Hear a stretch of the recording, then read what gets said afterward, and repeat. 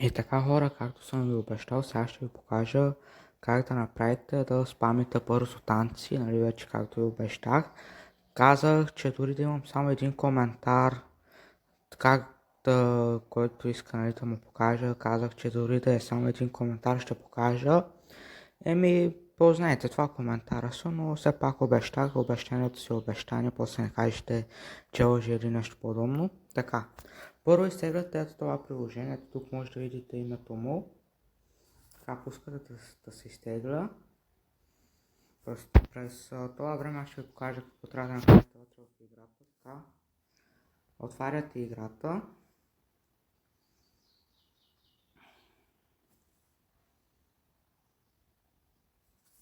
Така. Аз ще спра видеоклипа, защото играта много бавно ми тръгва.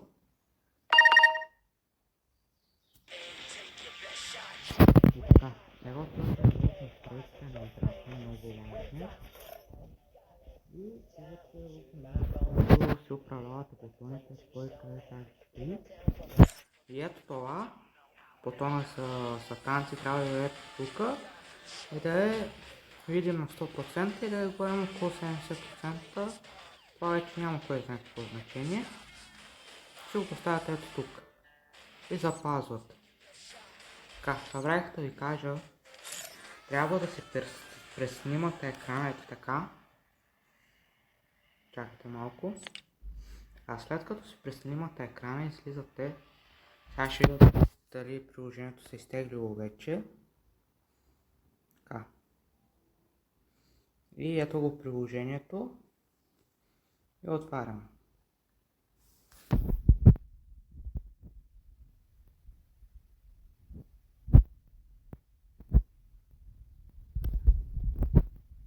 Така. Давате му разрешения и така нататък. Аз ще спра, когато му давам разрешения, които трябват. Така. Изтеглени. Кеймапа. Така. Позволяване. Така, аз ще спра видеоклипа сега и после ще ви покажа. Така, и сега като дадохме всички тези разрешения, които искаше, натискаме Now Game Up. Така. И тук натискате върху червеното и натискате звука за увеличаване на звука. Това трябва да ви излезе ето това съобщение. И сега натискате Actions. Не знам как се нарича на английски, английски ми не е добър. Така. И тук търсите Tab, нали, за натискане на екрана. И тук качвате тази снимка, която ви показах, че трябва да преснимате. Така. И сега правите ето така, трябва да е точно върху бутона за танците и натискате така. Извинявайте, обърках се. И натискате, че е готово. Така. След това аз ще си напиша нали, на играта името, вие си пишете каквото искате и натискате ОК. Тук сега отваряте настройките, ето тук в колелото, така. И влизате ето тук. И го настройвате, първото го настройвате на 20 секунди. И после и това го настройвате на 20 секунди, ето тия двете.